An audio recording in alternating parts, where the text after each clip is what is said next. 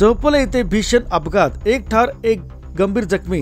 दौंड तालुक्यातील चौफुला येथे आज सकाळी सुमारे 10:20 वाजता पुणे सोलापूर महामार्गावर ट्रॅव्हल्स एडी कारची समोरासमोर धडक झाली। या अपघातात गणेश दिवेकर यांचा जागीच मृत्यू झाला असून प्रताप साबळे हे गंभीर जखमी झाले आहेत। माहितीनुसार सोलापूरहून पुण्याकडे जाणाऱ्या बसचे नियंत्रण सुटून ती डिवायडर तोडून समोरून येणाऱ्या एर्टिगावर आदळली। धडकेत दोन्ही वाहनांचे मोठे नुकसान झाले। महामार्ग पोलिसांनी घटनास्थळी धाव घेत वाहतूक सुरळीत केली असून पुढील तपास सुरू आहे। RJ न्यूज 27 मराठी करता विकास साळुंखे। लाईक करा, शेअर करा, सबस्क्राईब करा RJ न्यूज TV चॅनलला।